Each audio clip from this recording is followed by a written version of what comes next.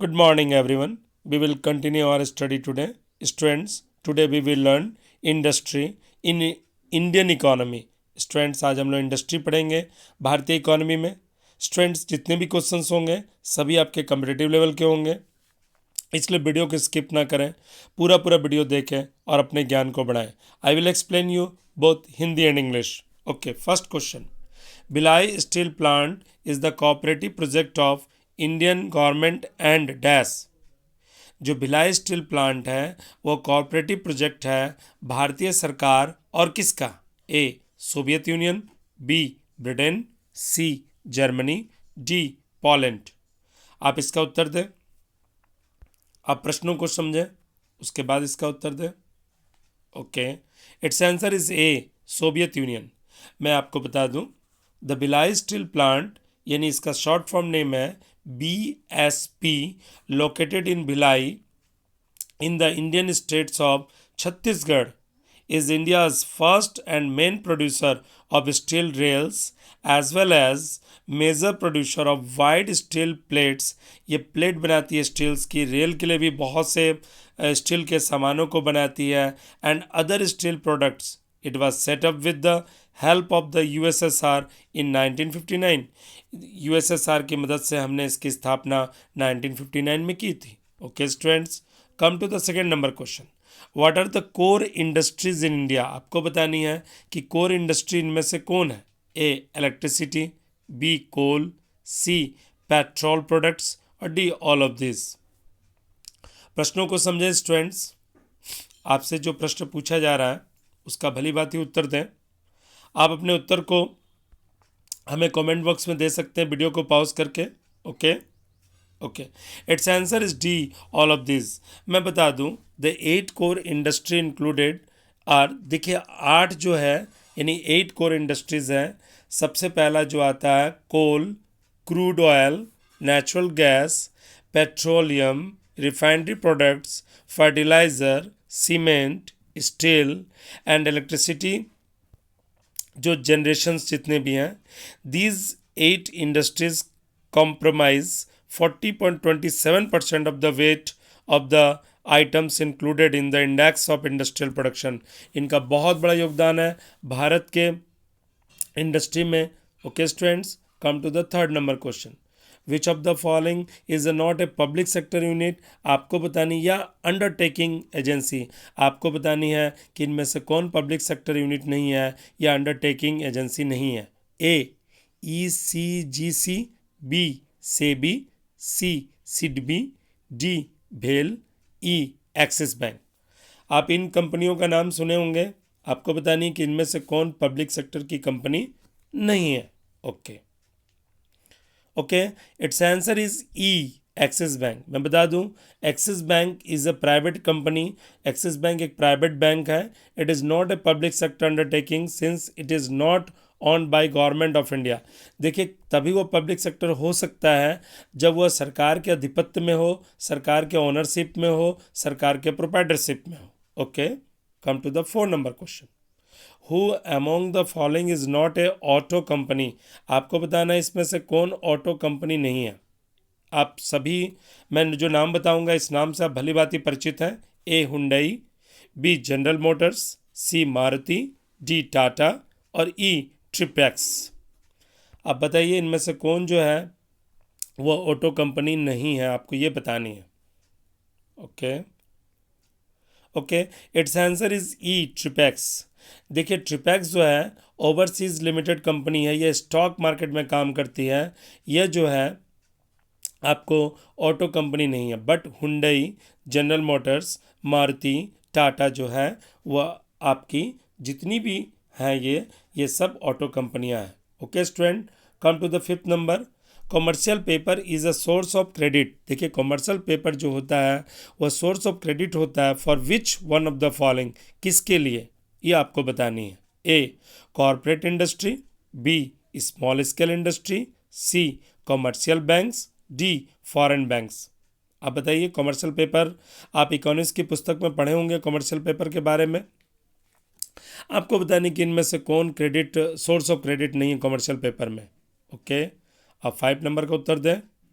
Okay, it's answer is a, corporate industry. देखिए मैं आपको बता दूं, commercial paper is a commonly used type of unsecured short term डेब्ट के लिए किसका प्रयोग किया जाता है, किसका, कमर्शियल पेपर का इंस्ट्रूमेंट होता है issued by the corporation, typically used for the financing and ये अकाउंट को मेंटेन करने के लिए किया जाता है, ठीक है ना। पे रोल्स होते हैं इसमें, account payable and inventories and meeting other short term liabilities. Okay students, आप कमर्शियल पेपर के बारे में जान गए। कमर्शियल पेपर का ये अनसिक्योर्ड शॉर्ट टर्म डेप्ट होता है, ये इंस्ट्रूमेंट होता है जो कॉरपोरेशन के द्वारा इसको हम इशूड किया जाता है, ठीक है। और फाइनेंशियली इसका प्रयोग होता है पेबल करने के लिए, इसके साथ साथ इन्वेंट्रीज के लिए, इसके साथ साथ शॉर्ट टर्म लायबिलिटीज़ को पूरा करने के लिए। Okay student, come to the 6th number. Abid Hussain committee was related to, Abid Hussain committee किसके लिए बनाया गया था, A export promotion, B small and medium industries, C agriculture development और डी एनर्जी सेक्टर रिफॉर्म्स। आप बताएं आबिद हुसैन कमेटी किसके लिए बनाई गई थी, इसका काम क्या था। ए नंबर में मैं हिंदी बता दूं, एक्सपोर्ट प्रमोशन के लिए, निर्यात के लिए, बी छोटी छोटी जो मीडियम इंडस्ट्रीज़ हैं उसके लिए, जिसे हम हिंदी में कुटीर और लघु उद्योग कहते हैं, और सी एग्रीकल्चर के विकास के लिए, और डी एनर्जी सेक्टर में रिफॉर्म्स के लिए। Okay okay, it's answer is B, small and medium industries.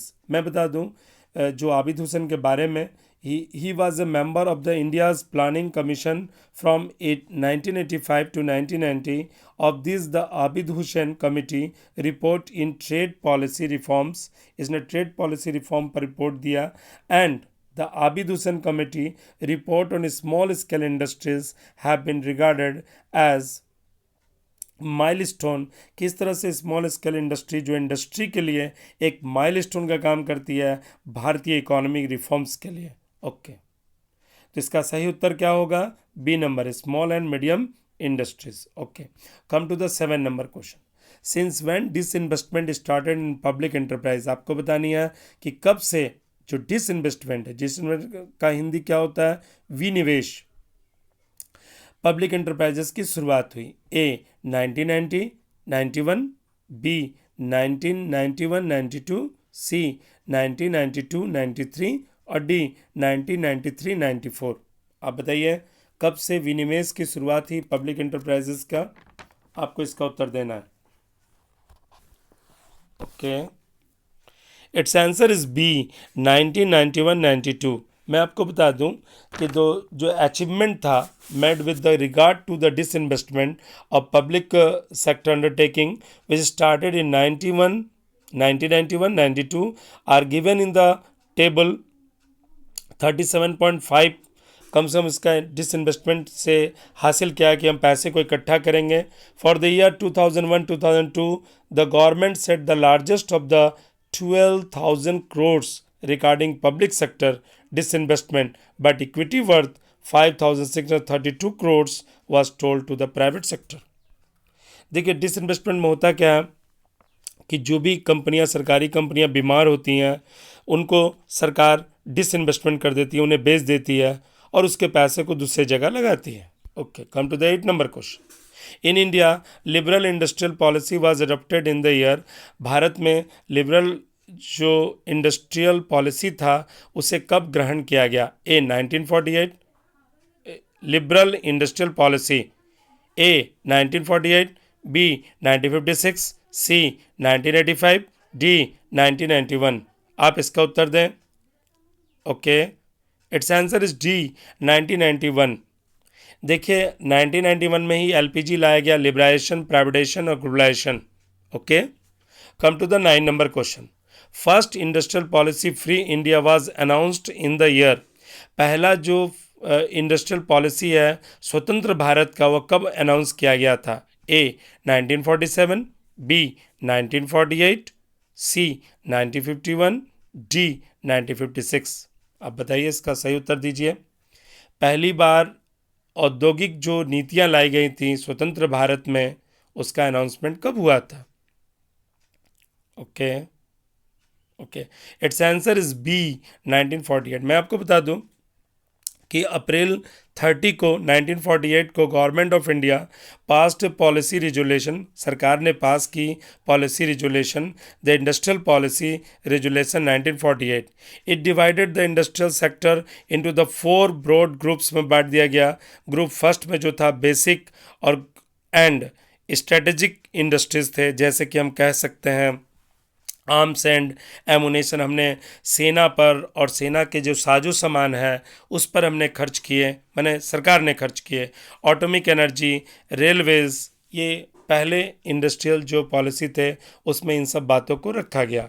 Come to the 10 number question.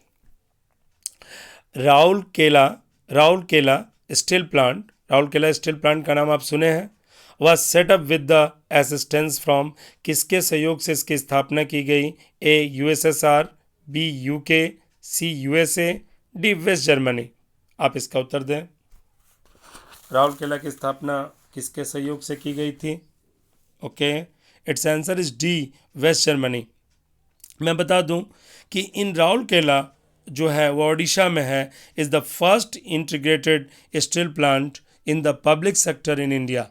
It was setup with the Germany collaboration, ये जर्मनी के सहयोग से स्थापना की गई थी with installed capacity of 1 million turns in the 1960s। Okay, इसका लक्ष्य रखा गया था 1 मिलियन टन्स 1960 में। It is operated by Steel Authority of India, इसका ऑपरेशन कौन करता है? स्टील अथॉरिटी ऑफ इंडिया करता है। Okay, come to the 11 number. Industrial licensing was finally abolished with a few exceptions in the, industrial licensing को पूरी तरह से कब खत्म कर दिया गया? A industrial policy 1970, B industrial policy 1980, C industrial policy 1991 और डी इंडस्ट्रियल पॉलिसी 1995। आप इसका उत्तर दें कि इंडस्ट्रियल पॉलिसी को पूरी तरह से कब खत्म कर दिया गया? Okay, it's answer is C industrial policy 1991।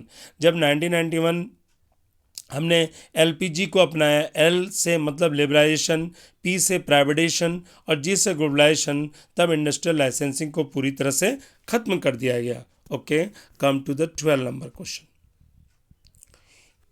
Encouraging more multinational companies in India is the promote the policy of, देखिए भारत सरकार ने क्या किया कि इनकरेज किया ज़्यादा मल्टीनेशनल कंपनी को भारत में।